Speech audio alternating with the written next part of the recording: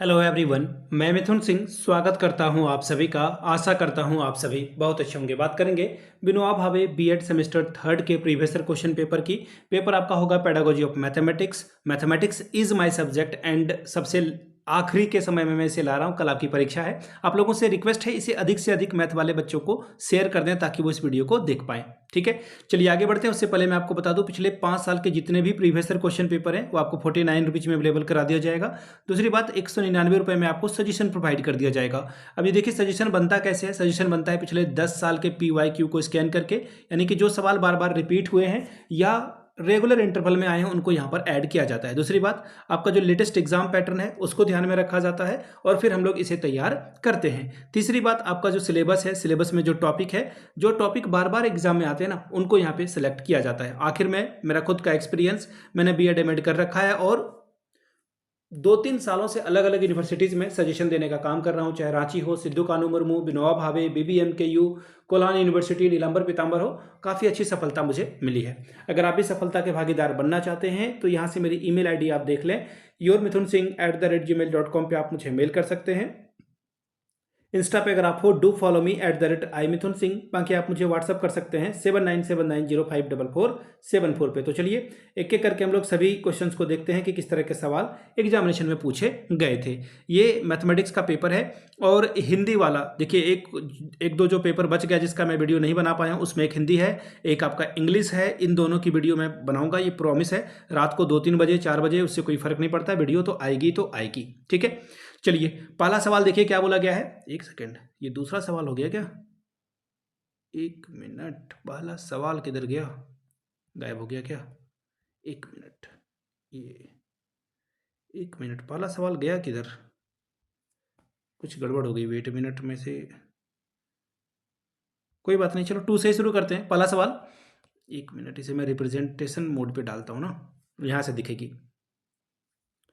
ये रहा पहला सवाल। देखिए क्या बोला गया है। इन राइट एंगल ट्रायंगल कर्न स्क्वायर यानी कि hypotenuse square is equal to sum of square of two other sides. This theorem was established by, यानी कि हाइपोटेनियस को स्क्वायर कर दो तो ये क्या आता है? परपेंडिकुलर स्क्वायर प्लस बेस का स्क्वायर। ठीक है, राइट एंगल ट्रायंगल आप ड्रॉ करोगे तो ये आपका क्या आ जाएगा? ये परपेंडिकुलर, ये आपका बेस आएगा नीचे वाला और ये हाइपोटेनियस आ जाएगा। ठीक है, यहाँ पे थीटा डाल दो और यहाँ पे 90 डिग्री। ठीक है, ये कौन सा थ्योरम है? ये पाइथागोरस के द्वारा दिया गया थ्योरम है, आपको भी पता है। ठीक है, एंगल सम प्रॉपर्टी वाला, एंगल सम नहीं बल्कि ये जो है राइट एंगल ट्रायंगल का ये फॉर्मूला था। ठीक है, तो ये पहला जो सवाल है इसका जो आंसर हो जाएगा वो हो जाएगा पाइथागोरस। ठीक है, चलिए अगले सवाल की ओर हम लोग बढ़ते हैं। एक और सवाल रह गया है शायद, वो क्वेश्चन देखिए क्या पूछा गया था, मैं आपको बता दूं क्योंकि वो इंपॉर्टेंट सवाल है। करिकुलम वर्ड जो है, देखिए सवाल क्या था, पहला क्वेश्चन वो छूट गया यहाँ पर, पता नहीं क्यों, क्या टेक्निकल एरर है।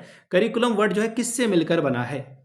किस वर्ड किस भाषा से ये जो है बना हुआ है? तो देखिए करिकुलम लैटिन वर्ड से बना हुआ है। और करिकुलम का क्या मतलब होता है?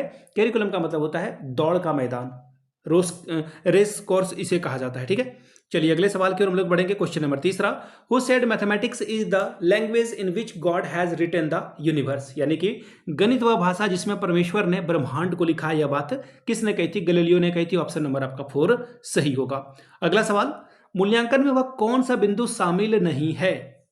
मूल्यांकन में वह कौन सा बिंदु शामिल नहीं है? Which point is not included in evolution. मूल्यांकन एक सतत प्रक्रिया यानी कि कंटिन्यूअस प्रोसेस है, बिल्कुल सही बात है। मूल्यांकन जो है एक सिस्टमैटिक प्रोग्रेस है यानी कि क्रमबद्ध प्रक्रिया है। ये भी बात जो है कुछ स्तर तक कही जा सकती है कि हाँ भाई ये ठीक है। ठीक है, अब अगला देखिए क्या बोला गया है। मूल्यांकन में अधिगम की अपेक्षा शिक्षण पर अधिक बल दिया जाता है। नहीं, यही तो नहीं होगा, ये ऑप्शन आपका नहीं होगा। तीसरा देखते हैं, मूल्यांकन का संबंध विषय की उपलब्धि से नहीं होता है। देखिए 2 नेगेटिव आ गया।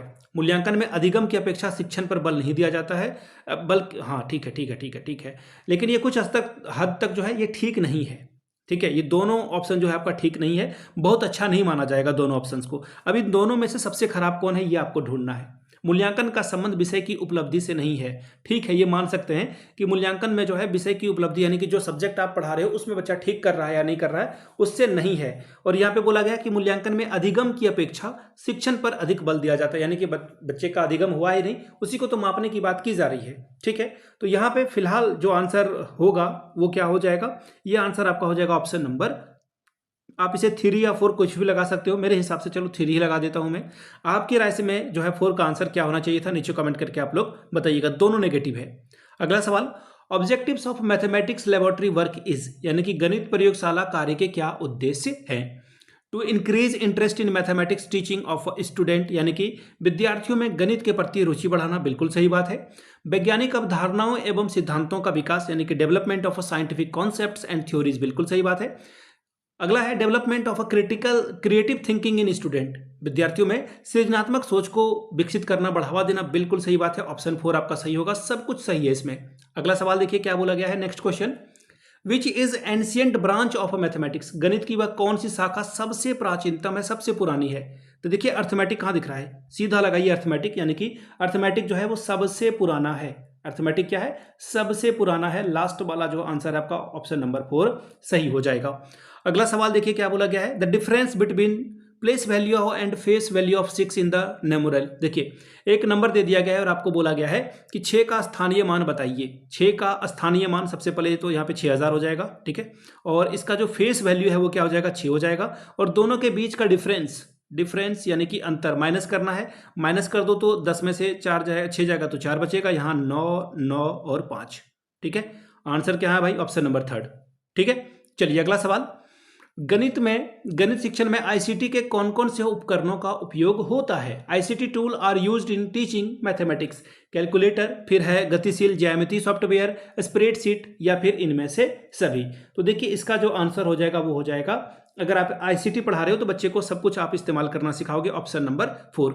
आपको लग रहा होगा कि कैलकुलेटर गलत है, देखिए कैलकुलेटर जब आप बच्चे को सिखा रहे हो तो ठीक है, आप इसको जो वेरीफाई करने के लिए भी इस्तेमाल में ला सकते हो, इसलिए कैलकुलेटर का यहाँ पे इस्तेमाल सही है। अगला सवाल, राम की उम्र 40 साल है, श्याम 60 साल का है, कितने वर्ष पहले उनकी आयु का अनुपात 3:5 था? ठीक है, ये सवाल आपसे पूछा गया है। Ram is 40 years old and Shyam is 60 years old, how many years ago, पहले की बात हो रही है यहाँ पर, ratio of their age was 3:5। देखिए सबसे पहले बात हो रही है कि कितने साल पहले, नहीं पता, आप x मान लो, x साल पहले की बात हो रही है यहाँ पर, तो राम की एज x साल पहले क्या हो जाएगी, 40 - x, श्याम की क्या हो जाएगी, 60 - x, ठीक है।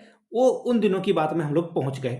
अब अकॉर्डिंग टू क्वेश्चन क्या बोला गया है, दोनों के आयु के बीच का जो अनुपात है वो 3:5 है, ठीक है। दोनों के आयु का जो अनुपात है वो क्या है, 3:5 है, तो डिवाइड कर दो ना, पहले का दूसरे के साथ जो है डिवाइड कर दो। इसका रेशियो दिया गया है 3:5। अब क्रॉस मल्टीप्लिकेशन करोगे तो ये देखिए क्या आ जाएगा, ये आ जाएगा आपका 40 पंचे 200, और ये आ जाएगा 5x, और ये इज इक्वल टू आ जाएगा यहाँ पे 180 - 3x। अब देखो आप इसको प्लस कर दोगे तो ये -2x आएगा, और इधर आ जाएगा -20, x कट जाएगा, x की वैल्यू आ जाएगी 10, x की वैल्यू क्या आ गई, 10। अब 10 आ गई है वैल्यू, तो आपसे पूछा गया है कि कितने वर्ष, तो x 10 साल पहले की बात हो रही है, ऑप्शन नंबर आपका 2 सही हो जाएगा।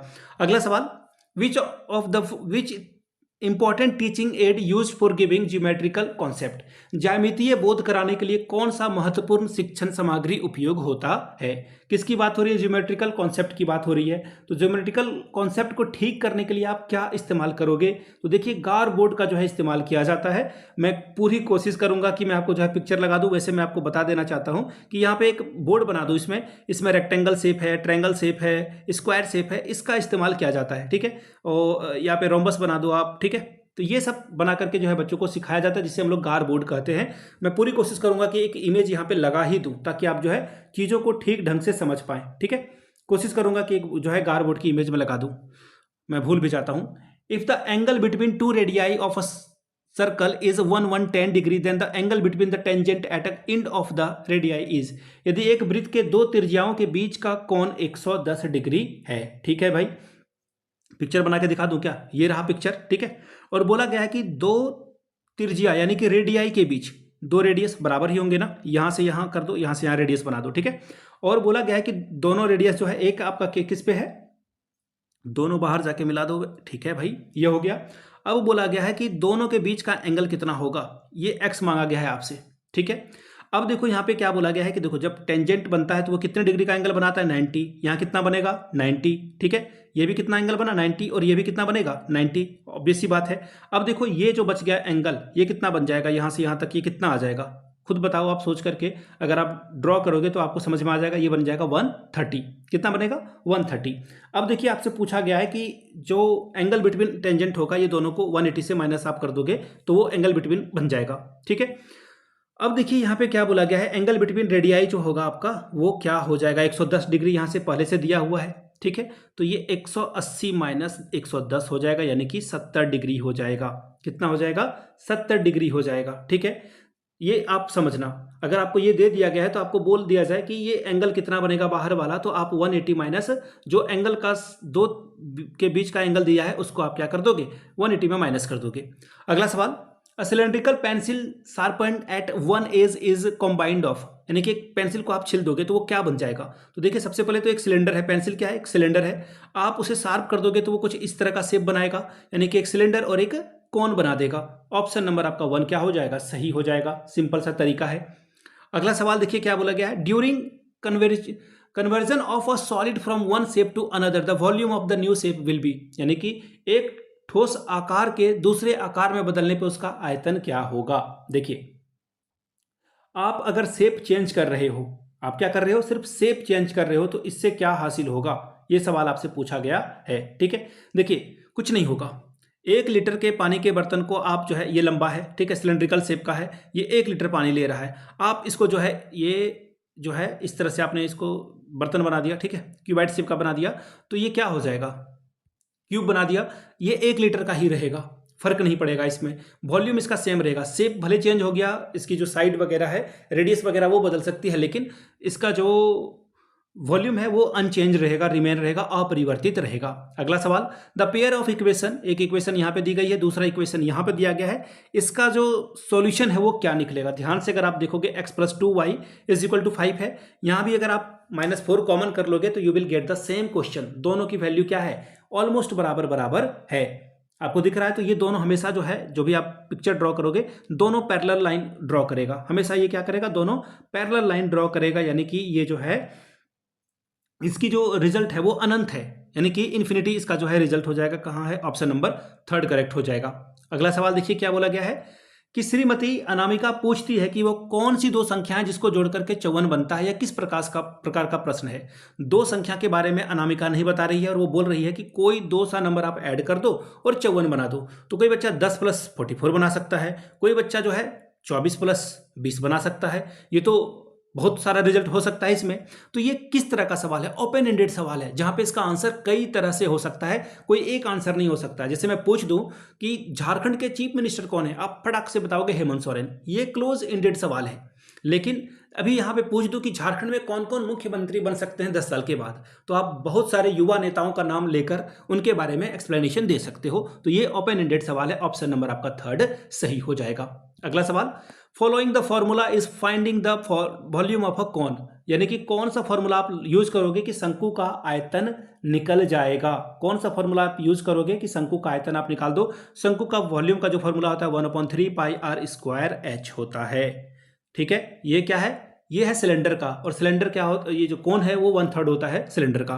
ठीक है, आंसर आपका ऑप्शन नंबर 1। ठीक है, चलिए अगला सवाल, which of the following is incorrect, निम्नलिखित में से कौन सा सही नहीं है।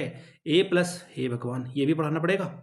a + b का होल स्क्वायर क्या होता है, a² + b² + 2ab। ठीक है, कहाँ है भाई, ये रहा, ऑप्शन नंबर 1 आपका सही होगा। बताओ, अब मैं एक सवाल आपसे पूछ लेता हूं, aq + bq = व्हाट। इसका फॉर्मूला नीचे लिखना, क्लास 10th में 9th में 1 या 2 दफा ये आया हुआ है। ठीक है, इसका आंसर लिखना, मजा आएगा। अगला है, right the formula for calculating mean of the step deviation method, यानी कि पद विचलन विधि से जो है माध्य निकालने की बात कीजिए। माध्य कैसे आप निकालोगे, ये सवाल आपसे पूछा गया है। ठीक है, तो देखिए माध्य निकालने का फॉर्मूला इनमें से कौन सा सही हो जाएगा। तो देखिए x' = a + h sigma FU, कहाँ है भाई, इतने में काम हो जाएगा। अच्छा पूरा लिख देता हूँ, डिवाइडेड बाय सिग्मा F। ठीक है, ये है फॉर्मूला H का। ठीक है, H किधर है, ये रहा, H पकड़ा गया, मिल गया। ऑप्शन नंबर 3 आपका सही हो जाएगा। सीधा बात है, फॉर्मूला याद रखोगे तो आप आंसर कर पाओगे। विच of the following formula is correct, इनमें से कौन सा सही है। कॉस थीटा, भाई ट्रायंगल बना लो ना, 90 डिग्री, ये परपेंडिकुलर, ये हाइपोटेनियस, ये बेस। कॉस का वैल्यू होता है b/h, b/h।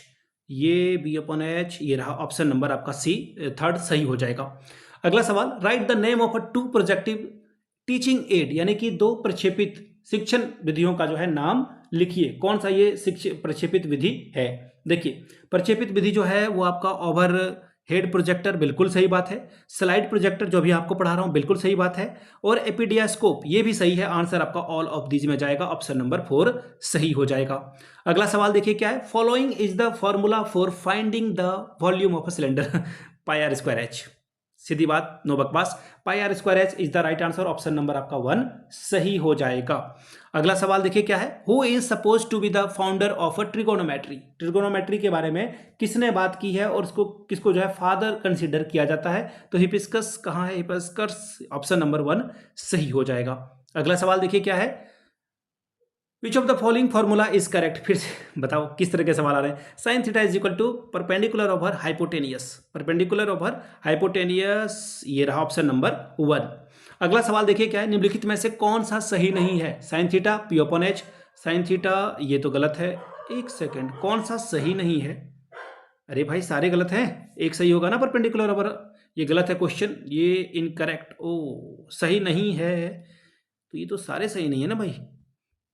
पता नहीं ये क्वेश्चन किस तरह से, पहले शायद रॉन्ग क्वेश्चन है या तो टाइपिंग एरर है। साइन थीटा की वैल्यू होता है P upon H, P upon H, कुछ गड़बड़ी है इसमें, ठीक है। अगला सवाल, which of the following is correct for the problem solving method. अब आया ना सवाल, अब मजेदार वाले पेडागोजिकल सवाल आ चुके हैं। देखिए क्या इसका आंसर हो जाएगा। देखिए, बाल केंद्रित यानी कि निम्नलिखित में से कौन सा समस्या समाधान विधि से संबंधित है, अटैच्ड है, ठीक है, किससे? प्रॉब्लम सॉल्विंग मेथड से कौन इसमें जो है अटैच आ जाएगा? देखिए, जो प्रॉब्लम सॉल्विंग मेथड है, विद्यार्थी खुद से सोचता है, खुद की जो है थिंकिंग को डेवलप करता है और खुद से एफर्ट भी लगाता है, तो यह जो है क्या है, चाइल्ड सेंटर्ड है। ये क्या है? चाइल्ड सेंटर्ड है। अगला सवाल, शंकु का आयतन निकालने का सूत्र बताएं। क्यों बताएं भाई? 1/3 pi r square h, 1/3 pi r square h, option number 1। Repeated सवाल है ये। Which of the following is the Heron's formula, root under s, s minus a, s minus b, s minus c. कहाँ है भाई? ये root root root root root root, ये रहा, option number आपका 2 सही हो जाएगा। अगला सवाल देखिए क्या है, मूल्यांकन की प्रकृति क्या होती है। ये सवाल ना इतना भी आया है कि मैं क्या बताऊं, हर एक मेथड में ये आएगा। अपने दोस्तों को और महिला मित्र को बता देना किसका आंसर क्या है। दोनों क्वालिटेटिव और क्वांटिटेटिव। इकोनॉमिक्स की मैंने क्लास ली है, एमसीक्यू कराया, वहां भी आया हुआ है, हिस्ट्री में आया हुआ है, पॉलिटिकल में आया हुआ है, बायो में आया हुआ है, हर जगह पे ये सवाल छाया हुआ है। अगला सवाल, ये तो राइमिंग हो गई।